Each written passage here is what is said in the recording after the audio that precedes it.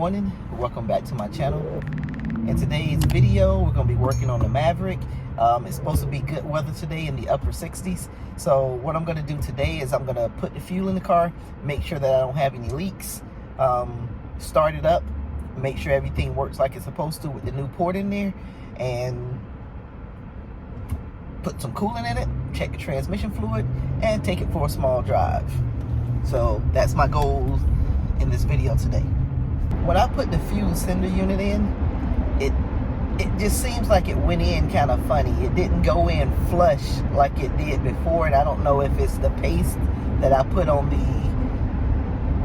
the port that I put in there or what, but it just didn't sit in right, and I just have some concerns about it leaking. So hopefully it doesn't leak. I'm just going to start off with putting a little bit of fuel in it and testing it for leaks, and then if it doesn't leak, then I'll put the rest in. But that's one of my concerns. So if I have no fuel leaks and the car runs like it's supposed to, then we are going to take it for a test drive today. If it doesn't, of course, I'm going to try to fix my fuel leak. I got an idea of what I can do to fix it if it does leak, but that's one of my concerns. Right now, I'm on my way to get a battery for the GTO. Haven't worked on a GTO. I haven't seen a GTO in any videos in quite a while, and it's because once I got all the other issues fixed, my battery died in it and it can't be charged. So I'm on my way to pick up a battery for that so I can start driving that car again, because the more it sits, the more issues I have with it. So alright, well, I'll come back to the video when I get up to the shop.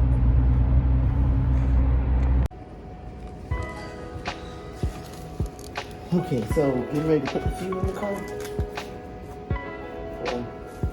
Remember, like I said, I was going to put a little bit in it, test for leaks.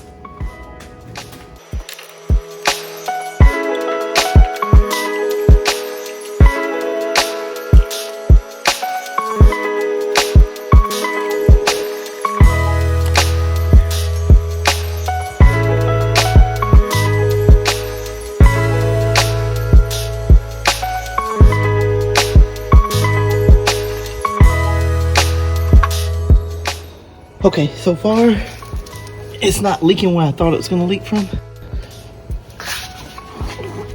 I thought it was going to leak around there, but no leaks. So now I'm going to turn the fuel pump on and see if I got any leaks in the line. Alright, so the fuel system is pressurized. No leaks on the line so far.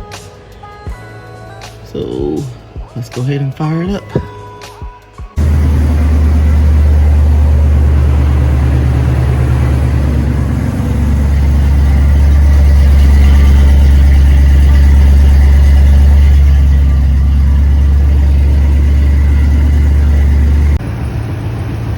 Alright, let's put coolant in it. Got it topped off, and I just pulled it off the ramps because I'm getting ready to check the transmission fluid and add some to it. I know I had to add some to it, so I put a little bit in it already. I'm gonna see if I can go ahead and top that off. It's muddy out here, so I hate to drive it to get it all muddy. But I really need to make sure that everything is good on it. It's been running this whole time, so I know the fuel issue is fixed. So I just want to make sure the transmission shifts. Make sure everything is generally okay.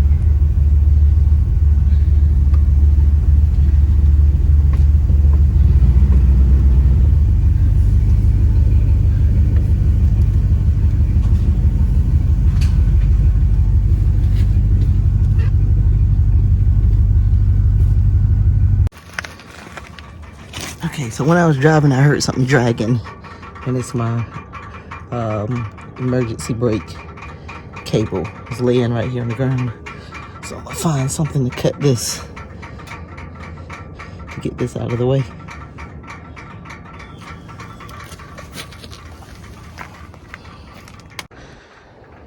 Okay, first drive was terrible. Discovered a lot of things. One,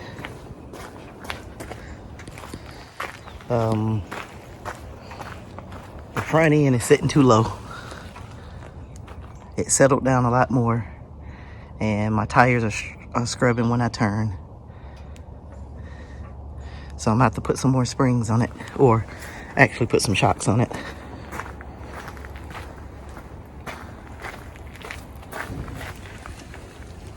That's way too low.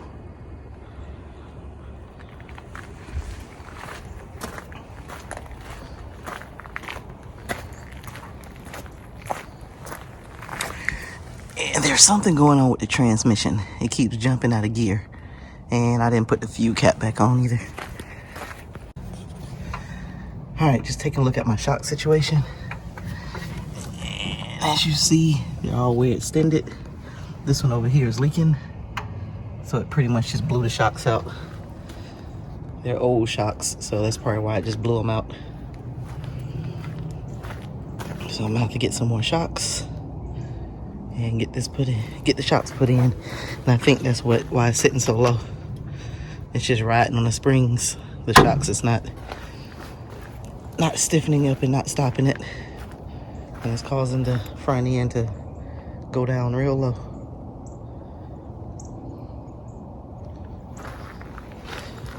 I also got to put my bolts back in here. So I did notice some things about the first drive. Just like I said, the transmission seemed like it was jumping out of gear.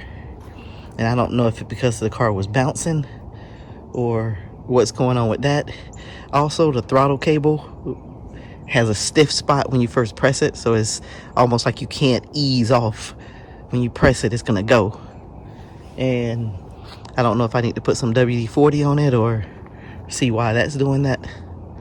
But again, the first drive wasn't the best. So,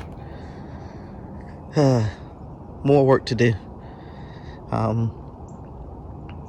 The shocks is probably just gonna be the most hard work, and like I said, everything else is just me trying to figure it out, and then I can take it for a better drive. So.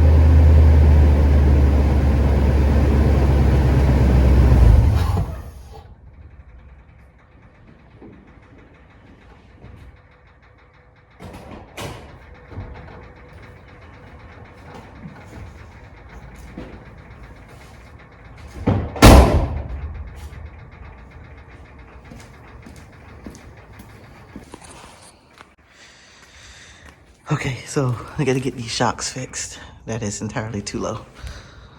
And I can take it on a better test drive.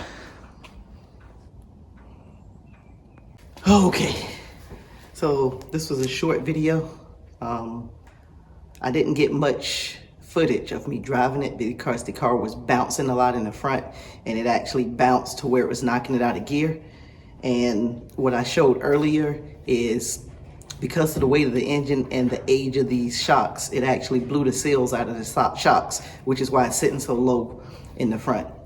So the fuel issue is fixed, the overheating issue is fixed, and the only thing I need to do now to get a better test drive is to get the shocks put on, and hopefully the new shocks would actually work, and it'll hold the weight of the engine and it won't blow through them. So I couldn't really drive it much like this because it was bouncing, and just like I said, when I turned, the front wheels was hitting the fenders because it's sitting down so low. So thanks for watching. Click on that subscribe button if you haven't. Click that notification bell, and I'll see you in the next video.